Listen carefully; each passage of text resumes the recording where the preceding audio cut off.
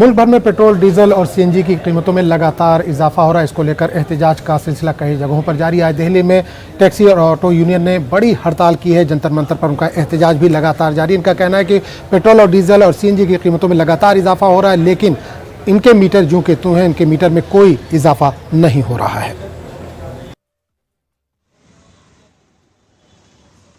जहां देश की राजधानी दिल्ली में बढ़ती गर्मी लोगों की परेशानी का सबब बनी हुई है, वहीं दूसरी ओर पेट्रोल डीजल के साथ साथ अब सीएनजी के बढ़ते दाम भी लोगों के लिए परेशानी बन रहे हैं।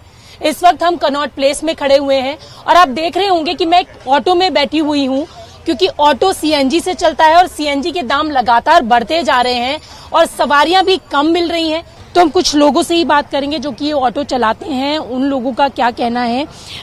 ये बताइए कि एक तो गर्मी इतनी बढ़ती जा रही है, ऊपर से सीएनजी के दाम बढ़ते जा रहे हैं, तो बढ़ते सीएनजी के दाम का आपके बिजनेस पर, क्योंकि आप ऑटो चलाते हैं, क्या असर पड़ रहा है? बहुत ज्यादा असर पड़ रहा है मैडम।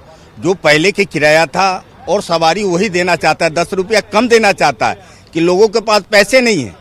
ठीक है, इतनी बेरोजगारी हो गया कि आपको ड्यूटी भी जाते हैं, आपको तनख्वाह मिलता है, उस लिमिट से आप घर भी चलाते हैं, किराया भी देना है, बस के हो, मेट्रो का हो, ऑटो का हो, टैक्सी का हो, किराया तो देना ही देना है। तो लगता है कि बढ़ते जो सीएनजी के दाम है उस पे सरकार को कुछ करना चाहिए, रोक लगाना चाहिए कि इतनी सीएनजी अगर किराया बढ़ेगा तो आप देखिए कि साग सब्जी कहाँ रेट बढ़ गया है।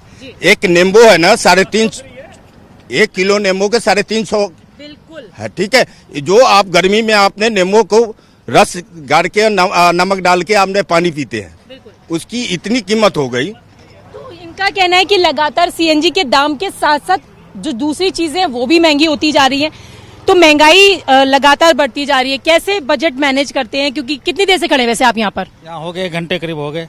सवारी मिली? सवारी मिली नहीं। जो मिलते हैं जहाँ जो पहले देता था 50 अब करा भाई 30 ले लो, हमारे तो पास तो पैसे ही नहीं है, कहाँ से दूंगा पैसे।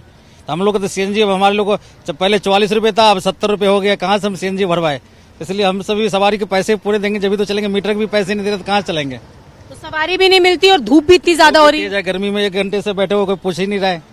सवारी आएंगे जब भी तो ले जाएंगे। बिल्कुल, सवारी का लंबा इंतजार करना पड़ रहा है। जब महंगाई बढ़ेगी तो हर एक के जेब पे भारी पड़ता है, सबका जेब ढीला करना पड़ता है, तो लोग कहाँ से यूज करेगा। लोग सोचता है अगर 2 किलोमीटर है, पहले 50 रुपए दे के चला जाता था, पैदल ही चला जाता है।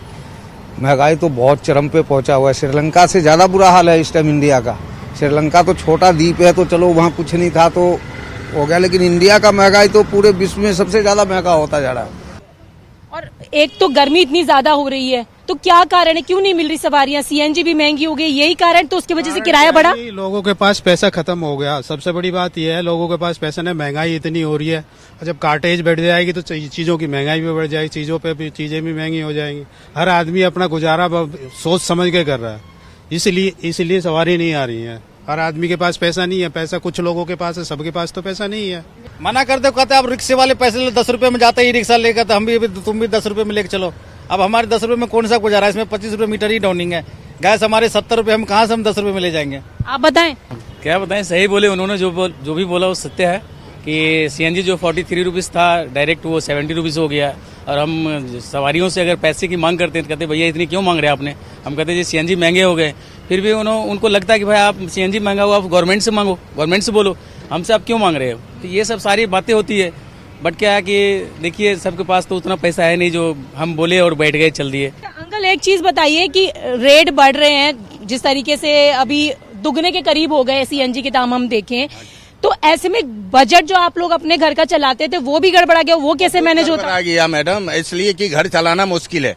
हम तो दिन भर धूपा में रहते हैं, घर के मालकिनी कौन होता है? हमारी बीवी होगी, नहीं तो बच्चे होंगे, हमारे लड़की होंगे, कोई भी तो होगा। वो घर चलाती है, किस तरह से चलाती है, उसकी घर की स्थिति वो जानती है। हम तो बाहर में रहते हैं, परदेश में, हम आपको सेवा में खड़े रहते हैं। हम कमाएंगे आप ही से ना।